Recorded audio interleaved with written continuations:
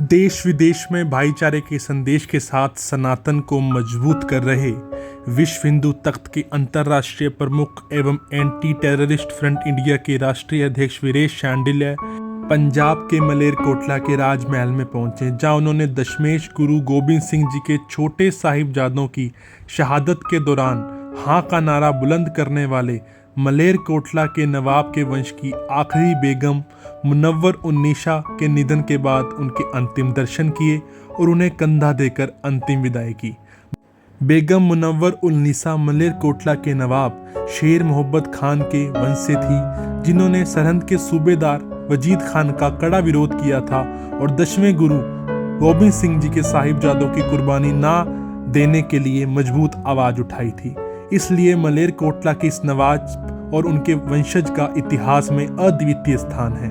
वीरेश शांडिल्य ने कहा, शेर मोहम्मद खान ने सन 1705 में छोटे साहिबजादों के लिए हाँ का नारा लगाकर उन्हें दीवारों में ना चुनवाने की मांग कर इंसानियत एवं भाईचारे का संदेश दिया था।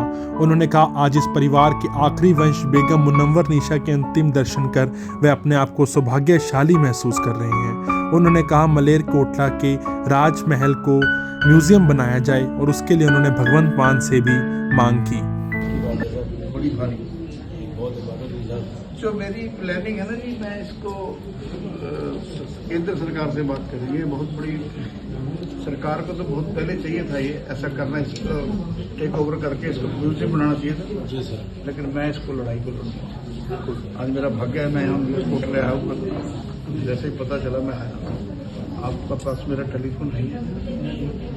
साहबजादों को बचाने के लिए ये एक विश्व का इतिहास है। मलेरकोटला की धरती को मैं प्रणाम करता हूँ और मलेरकोटला के 8वें नवाब की जो बेगम थी मुनव्वर उन्नीसा जी का आज इंतकाल हो गया है। मैं उनको यहाँ विश्व हिंदू तख्त की तरफ से और एंटी टेररिस्ट इंडिया की तरफ से श्रद्धांजलि अर्पित करने के लिए आया हूँ। उनके दर्शन करके आया हूँ। कहते हैं face is index of mind. चेहरा आदमी का ऐसा है जो बुक है जिसको पढ़ा जा सकता है। मैं साक्षात दर्शन करके आया। उनके चेहरे पे 103 साल की उम्र में भी एक नूर था। तो मैं उनके चरणों को स्पर्श करके आया हूँ।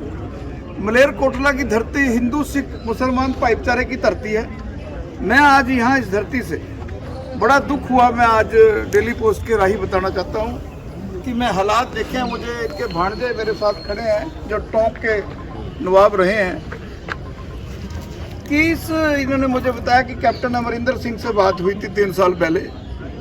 इस तरह के हिस्टोरिकल परिवार और कैप्टन अमरिंदर सिंह ने इनको वायदा किया था कि ये काम मैं पूरा करूंगा और इसको हम म्यूजियम बनाएंगे, बहुत अच्छे तरीके से सरकार इसमें खर्च करेगी। आज आंखें नम थी उनका जब मैंने उनको उनके अंतिम दीदार किए तो मन अंदर से रो रहा था कि इस तरह की शख्सियत और परी कचहरी के अंदर जो 10वें गुरु गोबिंद सिंह जी के साहबजादों की रक्षा के लिए, उनको बचाने के लिए जो उन्होंने हाँ का नारा दिया, जिसका यहाँ गुरुद्वारा भी स्थापित है हाँ का नारा। तो आज मैं यहाँ जो नवाब साहब का जो बेगम साहब रह रही थी, आज जो मैंने देखा मुझे बड़ा दुख हुआ। सरदार भगवंत सिंह मान से मेरी मांग है। सरदार भगवंत सिंह मान मलेरकोटला के जो मुनव्वर उन्नीसा जी का इंतकाल हुआ है, ये मलेरकोटला की और इस परिवार की, इस खानदान की अंतिम चिराग थे। जाना सबने है। जो आया है उसका दिन, स्थान, कारण तय है, लेकिन जो उनका चेहरा देखा, अगर सरकार चाहती तो ये और जी सकते थे। इनकी केयर के अंदर केयर टेकर लग जाते, सरकार का अमला लग जाता, यहाँ टेम्परेरी हॉस्पिटल बन जाता। ऐसी सी चीज़ें कहाँ मिलती हैं? ऐसी सी चीज़ें कहाँ मिलती हैं? ये तो कहानियों में सुनने वाली चीज़ें थी कि एक नवाब हुआ जिसने साहबजादों शेर मोहम्मद खान, जिन्होंने साहबजादों के लिए हाँ का नारा लाया सरहंद की कचहरी में, जब जुर्म पूरा हो रहा था। और सरकार उसके ऊपर, उस महल की हालत देखो, बड़ा दुख हो रहा है मेरे। मैं जब अंदर आया मेरा मन रोया। और अगर ये महल सरकार इसका इनका ध्यान रखती तो ये 8वीं निशानी कुछ दिन और, कुछ साल और चल सकती थी। लेकिन कोई बात नहीं, मैं दोष कैप्टन अमरिंदर सिंह को जरूर दूंगा, क्योंकि ये राजनीतिक बातें, पॉलिटिकल कहानियां, मैं आज बींग ए हिंदू उनके चरण स्पर्श करके आया हूं। क्योंकि इस तरह की शख्सियत हिंदू, मुस्लिम, सिख, ये इन चीज़ों से ऊपर होती हैं।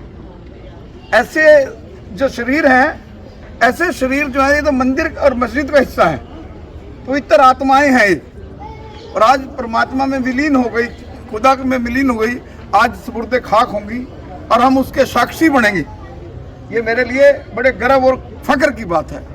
तो मैं भगवंत मान जी आपसे भी और मोदी साहब आपसे भी मांग करता हूं कि आप 48 घंटे के अंदर ये घोषणा करेंगे कि जो नवाब साहब के मलेरकोट का इंतकाल हुआ है, उनके नाम की एक बहुत बड़ी प्रतिमा यहाँ बने, मलेरकोटला में बने, और इसका म्यूजियम बनाया जाए। भाई, इस देश में जब इंदिरा गांधी का म्यूजियम हो सकता है, जब जवाहरलाल नेहरू का म्यूजियम हो सकता है, जब राजीव गांधी का म्यूजियम हो सकता है, शहीद आजम भगत सिंह का म्यूजियम हो सकता है, ये हिस्टोरिकल लोग थे, इन्होंने इतिहास रचे हैं। तो ये मलेरकोटला की तो मिट्टी को भी प्रणाम है। मैं यहाँ की मिट्टी को भी सिर के ऊपर लगा के जाऊँगा आज। यहाँ की मिट्टी भी जो है वो मंदिर में रखने के लायक है, यहाँ की मिट्टी भी पूजा के लायक है। तो मैं भगवंत मान जी और नरेंद्र मोदी, भगवंत मान से मुझे इसलिए उम्मीद है, यहाँ के चीफ मिनिस्टर में कुछ करने का ऊर्जा है। वो जाति पाति से ऊपर है, हिंदू सिख से ऊपर है, मुसलमान ईसाई से ऊपर है। वो प्रदेश की डेवलपमेंट करने आया है और उनका हल्का भी कोई बहुत ज़्यादा दूर नहीं है, बहुत नज़दीक है तुरी उनका विधानसभा क्षेत्र। तो मैं 48 घंटे के अंदर उम्मीद करूंगा, मेरा विश्व हिंदू तख्त और एंटी टेररिस्ट फ्रंट इंडिया मेरा उम्मीद करेगा, मैं उनसे उम्मीद करूंगा कि जो है इसको इतना जबरदस्त म्यूजियम बनाए कि विश्व का टूरिज्म, जैसे आगरा ताजमहल को देखने आता है, मलेरकोटले के 8वीं पीढ़ी को देखने आए और इनका ये महल देखने आए, इनका ये, और यहाँ आके यहाँ की मिट्टी को और 8वीं में जो नंबर 49 है उनको नमन करें।